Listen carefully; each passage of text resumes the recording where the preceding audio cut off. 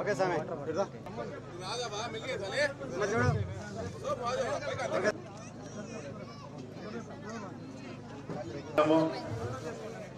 ఈరోజు ఆ తర్వాత ఈరోజు మన గుంటూరులో కానీ రాయలసీమలో కానీ అలాగే మన ఎంపీ జితుల్ రెడ్డి గారు ఈరోజు ప్రతి ఒక్కరు ఈరోజు ఇలాంటి ఒక సమావేశం మళ్ళీ అందరూ గ్రూప్ ఫోటో తీసుకుంటాం.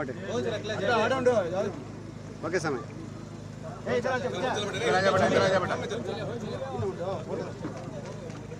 ఓకే సమయం ఓకే సమయం అందరూ అడుగునండి. ఓకే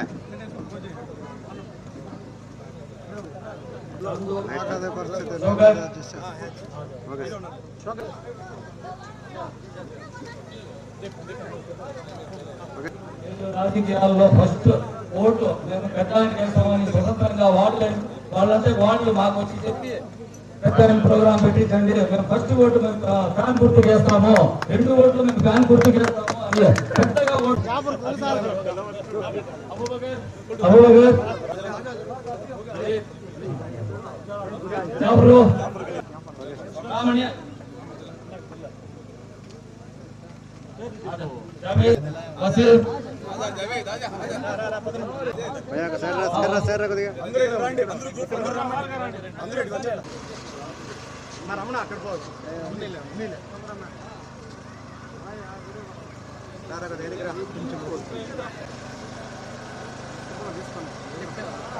ఓకే సామే మంచి బుద్ధి చెప్పాల్సిన సమయం ఆసన్నమైంది.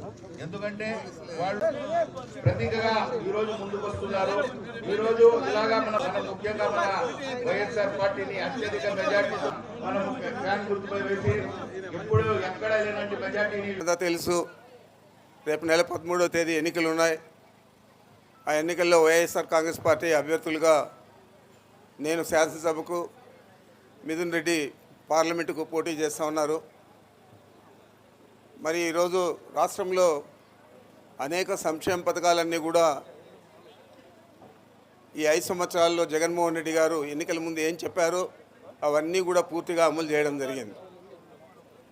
అదేవిధంగా అభివృద్ధి కార్యక్రమాలు కూడా మీరు చూస్తూ ఉన్నారు.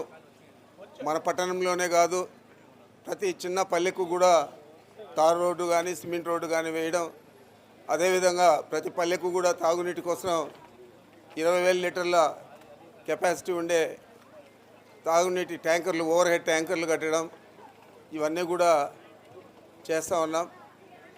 అనుకోకుండా మనకు ముఖ్యమంత్రి గారు మంజూరు చేసిన రిజర్వాయర్లన్నీ కూడా మనకు కూడా ఈ పట్టణానికి యాతల వంక దగ్గర ఒక రిజర్వాయర్ కడుతూ ఉన్నాం. మరి ఇవన్నీ కూడా సుప్రీంకోర్టు దాకా వెళ్ళి స్టే తీసుకొచ్చి ఆఫ్ చేయడం జరిగింది. మనం అధికారంలో ఉండి కూడా చంద్రబాబు నాయుడు గారు కోర్టు ద్వారా స్టేలు తెప్పించి నిలబెట్టడం జరిగింది. మరి ఎన్నికలైన తర్వాత ప్రభుత్వం ఎలాగో ఆ కేసులన్నీ కూడా గెలుస్తుంది. మేము తప్పనిసరిగా ఈ సీజన్లోనే వచ్చే వర్షాకాలం లోపలే పూర్తి చేసి నీళ్లు నింపి మన ఇప్పుడు ఏదైతే కడుతూ ఉన్నామో పల్లెల్లో ఓవర్ హెడ్ ట్యాంకులు, అదేవిధంగా పట్టణంలోనూ రోజువారీ ఇచ్చే విధంగా చర్యలు తీసుకుంటామని చెప్పి మీకు మనవి చేస్తూ ఉన్నాను. అదేవిధంగా రైతులకు కూడా 3 పంటలకు ఇవ్వలేకపోయినా 2 పంటలకైతే కరువు కాటకాలు ఉన్నప్పుడు కూడా ఇచ్చే పరిస్థితి మనకు మన రిజర్వాయర్లలో నిలువ ఉండే నీరు సరిపోతుంది. ఆ విధంగా రైతులను కూడా ఆదుకునే విధంగా పనిచేస్తాం. మరి ఇవన్నీ అభివృద్ధి కార్యక్రమాలు కానీ సంక్షేమ పథకాలు కానీ తిరిగి మళ్ళీ కొనసాగాలంటే జగన్మోహన్ రెడ్డి గారు ముఖ్యమంత్రి అయితేనే సాధ్యమవుతుంది. లేకపోతే ఎప్పుడు కూడా ఏదో ఒక కుట్రపూరితంగా మోసపూరితంగా అబద్ధాలు చెప్పి అధికారంలోకి వచ్చి ఆ తర్వాత ఏది కూడా అమలు చేయకుండా చంద్రబాబు నాయుడు ఏదైతే 2014 నుంచి 19 దాకా చేశాడో ఆ విధంగా మళ్ళా చంద్రబాబు నాయుడు ఈరోజు గుంతెమ్మ కోరికలన్నీ కూడా చెప్పబోతూ ఉన్నాడు. రేపే మేనిఫెస్టో కూడా విడుదల చేయబోతూ ఉన్నాడు. దాంట్లో మన ముఖ్యమంత్రి గారు చెప్పినట్లు ప్రతి మహిళకు 1 కేజీ బంగారు ఇస్తా అంటాడు, ప్రతి రైతుకు బెంజ్ కారు ఇస్తా అంటాడు, ప్రతి యువకుడికి ఉద్యోగంతో పాటు ఒక మోటార్ సైకిల్ కొనిస్తా అంటాడు. మరి ఇవన్నీ సాధ్యపడతాయా? ఆయన చెప్తే చేస్తాడా, గతంలో చేశాడా, ఇది మీరు బాగా ఆలోచించుకొని మీరు చేస్తే నిర్ణయం చేస్తే బాగుంటుందని చెప్పి మీకు మనవి చేస్తూ ఉన్నాను. జగన్మోహన్ రెడ్డి గారు ఎన్నికల ముందు ఏం చెప్పారో అది తూచా తప్పకుండా అన్నీ కూడా అమలు చేశారు. చంద్రబాబు నాయుడు ఏం చెప్పాడు, ఏది కూడా అమలు చేయలేదు. మరి ఆ విధంగానే రాబోయే 5 సంవత్సరాలు కూడా మళ్ళా మన సంక్షేమ పథకాలు లేకుండా అంతా కూడా రాష్ట్రం అంతా కూడా నిర్వీర్యమైపోతుంది, అంధకారంలోకి వెళ్తుంది.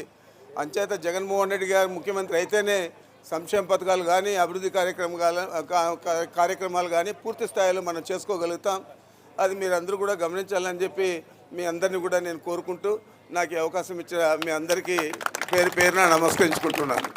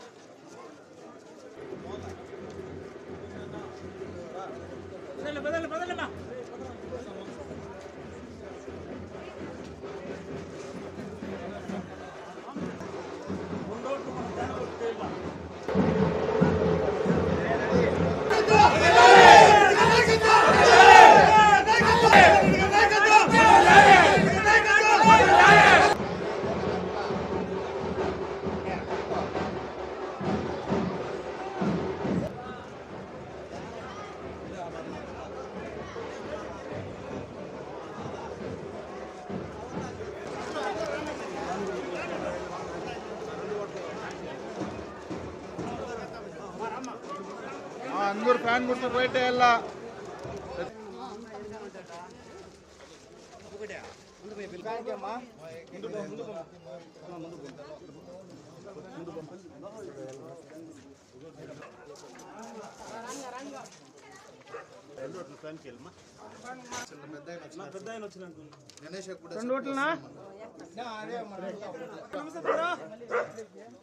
Okay sir. అందరూ ఫ్యాన్ కేళ్ళి మా రెండోట్లు ఫ్యాన్ కేళ్ళి మా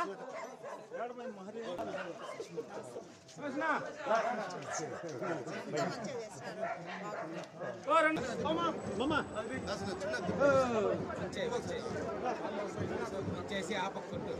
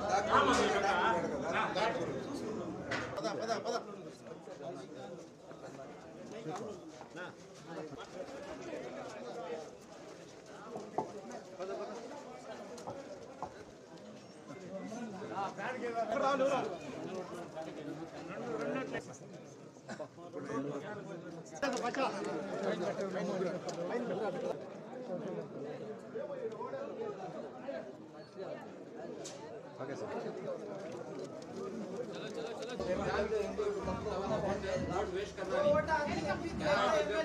అందరూ